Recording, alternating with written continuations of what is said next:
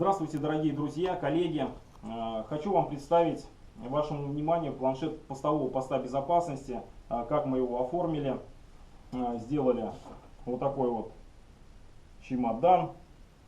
Для удобства переноски есть такая ручка и плечевой ремень. Можно переносить вот таким вот образом. Сейчас я вам покажу, что находится внутри.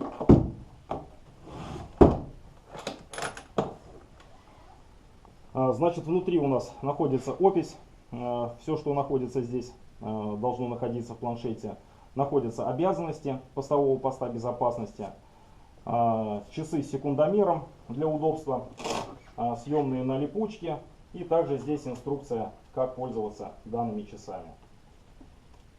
Легко крепится назад. Таким же образом установлен калькулятор для удобства проведения расчетов.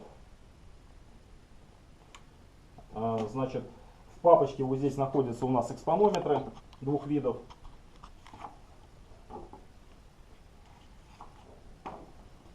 Два экспонометра для проведения в сложных условиях и в обычных условиях.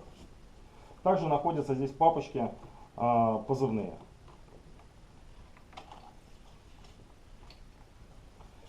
Также здесь у нас размещен фонарь небольшой для подсветки. У нас у каждого сотрудника на шлеме пожарного размещен дополнительный фонарь, так что такого фонаря вполне достаточно. Также здесь находится ручка, карандаш, заточенный с двух сторон.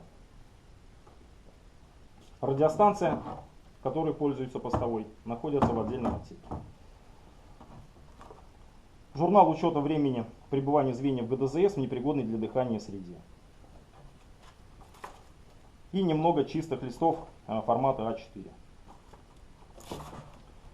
Также здесь находится жилет. Можно разместить повязку с надписью постового поста безопасности. У нас находится жилет со светоотражающими полосками. И также у нас здесь находится трос-сцепка длиной 5 метров.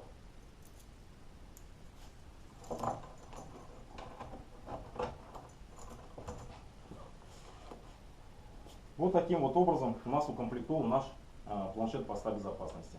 Надеюсь, кому-то это было полезно.